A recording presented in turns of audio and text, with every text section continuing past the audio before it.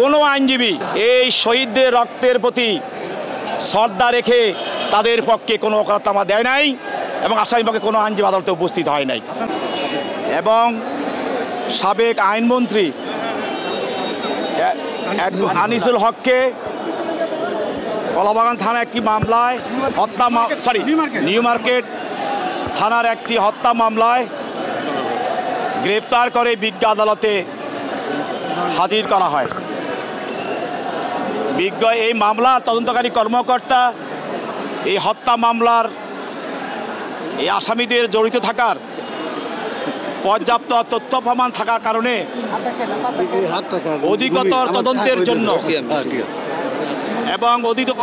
তদন্তের জন্য এই আসামিদেরকে জিজ্ঞাসাবাদ করার প্রয়োজন হওয়ায় বিজ্ঞ আদালতে একটি রিমান্ড দরখাস্ত দাখিল করে।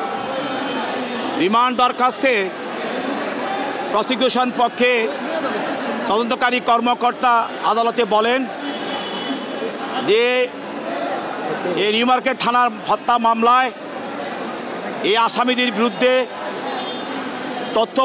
জড়িত থাকা তথ্য পাওয়া গিয়েছে এবং আরও তথ্যের জন্য তাদেরকে 10 দিনের রিমান্ডের প্রয়োজন। তার বক্তব্য শোনার পরে মাননীয় আদালত এজাহার এবং মামলার ডকেটস পর্যালোচনা করে এবং রিমান্ড পিটিশনের গুণাগুণের উপরে ভিত্তি করে এই আসামিদের বিরুদ্ধে 10 দিনের রিমান্ড মঞ্জুর করেন। এই আদালতে যে ভিকটিম যাকে হত্যা করা হয়েছিল সে তার পিতা আদালতে উপস্থিত ছিল। তিনি কান্না জড়িত কণ্ঠে বিজ্ঞ আদালতের কাছে এই আসামিদের বিরুদ্ধে ফাঁসি দাবি করেছেন এবং তিনি আদালতের কাছে ন্যায় বিচার দাবি করেছেন। এইখানে আপনারা যেটা বলছেন, যেহেতু বাদী নিজেই ছিল, সেখানে বাদীর আর কি বলেছেন বা আসামিরা কোনো কিছু বলেছেন কিনা? আপনি আপনার কথা বলেছেন যে ঢাকা আইনজীবী সমিতির এখানে 30,000 আইনজীবী। আজকে এই আইনজীবীরা আপনারা জানেন সকাল থেকে হাজার হাজার আইনজীবী আদালতের সামনে।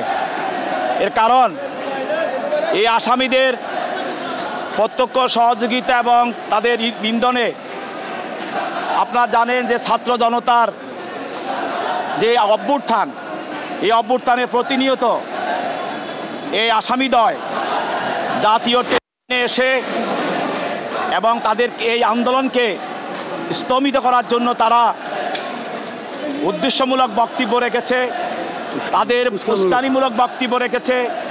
এই উস্কানিমূলক বক্তব্যের কারণে আমাদের কোমলমতি স্কুল ছাত্র, শিক্ষক, জনতা, রাজনৈতিক দলের নেতৃবৃন্দ এবং সদস্যরা এবং অভিভাবকেরা, শত শত আইনজীবী মানুষকে হত্যা করা হয়েছে। এই জন্য এই ছাত্র জনতার উপরে যে নির্মমভাবে গুলি করা হয়েছে এবং এই আসামিরা প্রতিদিন টেলিভিশনে এসে বক্তব্য রেখেছে, যার জন্য আজকে আদালতে কোনো আইনজীবী এই শহীদদের রক্তের প্রতি শ্রদ্ধা রেখে তাদের পক্ষে কোনো ওকালতনামা দেয় নাই এবং আসামিপক্ষে কোনো আইনজীবী আদালতে উপস্থিত হয় নাই। আমরা সাময়িকভাবে 10 দিন রিমান্ড চেয়েছে, 10 দিন রিমান্ড মঞ্জুর করা হয়েছে। আমরা মনে করছি যে এইটা ন্যায় বিচার দিকে যাচ্ছে এবং আশা করি যখনই এই আসামিদের বিরুদ্ধে এই মামলায় তাদের বিরুদ্ধে বিচার হবে এবং তারা সর্বোচ্চ শাস্তি পাবে, তখনই আমরা সন্তুষ্ট হব। আমরা কি বলতে পারি আপনি বাদীপক্ষের আইনজীবী? না, আমরা বাদীপক্ষের আইনজীবী না, আমরা কোর্ট অফিসার। আমরা এই অঙ্গনের কোর্ট অফিসার আইনজীবী। আমরা আদালতে উপস্থিত ছিলাম। আমরা আদালতে উপস্থিত থেকে আমরা শ্রবণ করেছি কি হচ্ছে। আমি ওমর ফারুকী, সাবেক সাধারণ সম্পাদক ঢাকা আইনজীবী সমিতি, সাধারণ সম্পাদক জাতীয় আইনজীবী ফোরাম, ঢাকা বার ইউনিট।